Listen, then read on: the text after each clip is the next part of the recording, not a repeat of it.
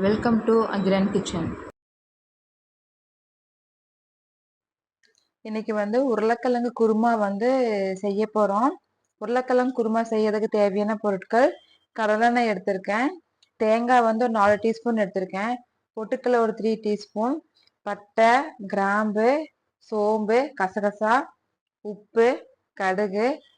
நான் 2 சைஸ் பெரிய வெங்காயம் ஸ்லைஸ்ல கட் பண்ணியிருக்கேன். 3 டொமேட்டோ எடுத்திருக்கேன், பொட்டேட்டோ 3 எடுத்திருக்கேன். இந்த மாதிரி 2 கட் பண்ணிக்கோங்க.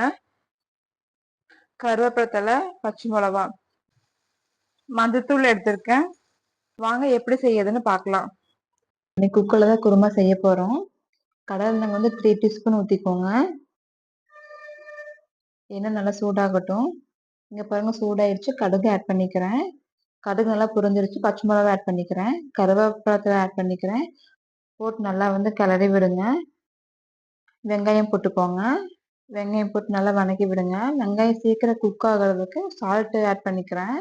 போட்டு நல்லா வதக்கி விடுங்க. அந்த கண்ணாடி பதத்துக்கு வரணும், அது வரைக்கும் நல்லா வதக்கி விடுங்க.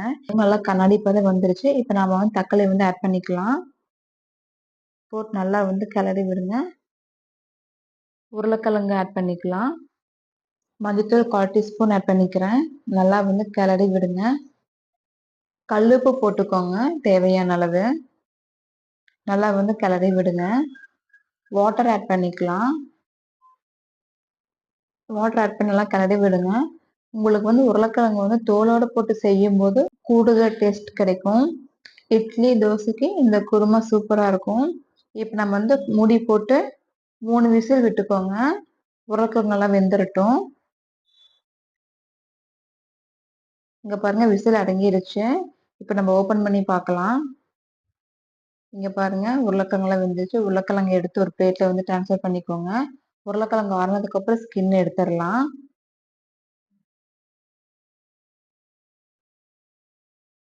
இங்க பாருங்க, மத்த எடுத்துனால தக்காளி கடைஞ்சிக்கிறேன். மைய கடைஞ்சிக்கோங்க.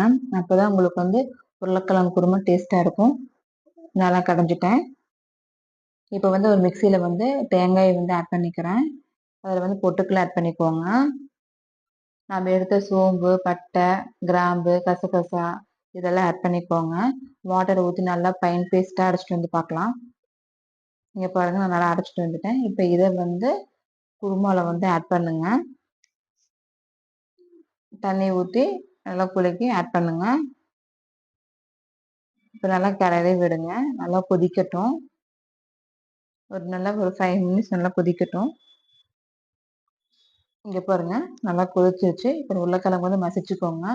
உருளைக்கிழங்கு மசிச்சு ஆட் பண்ணிக்கோங்க குழம்புல. இதையும் போட்டு ஒரு 5 மினிட்ஸ் நல்லா கொதிக்க விடுங்க. இங்க பாருங்க, நல்லா கொதிச்சிருச்சு. இப்போ கொத்தமல்லி தழையை ஆட் பண்ணிக்கோங்க. போட்டு நல்லா கிளறி விடுங்க. கொத்தமல்லி தழை போட்டு உங்களுக்கு கிளறும் போது உங்களுக்கு குருமா நல்லா வாசமா இருக்கும். நம்மளோட டேஸ்டியான உருளைக்கிழங்கு குருமா ரெடி ஆயிடுச்சு. நீங்களும் உங்க வீட்டை செஞ்சு பார்த்துட்டு உங்களோட எக்ஸ்பீரியன்ஸ் எங்கிட்ட ஷேர் பண்ணுங்க. வேற ஒரு நல்ல ரெசிபில மீட் பண்ணலாம். Bye by.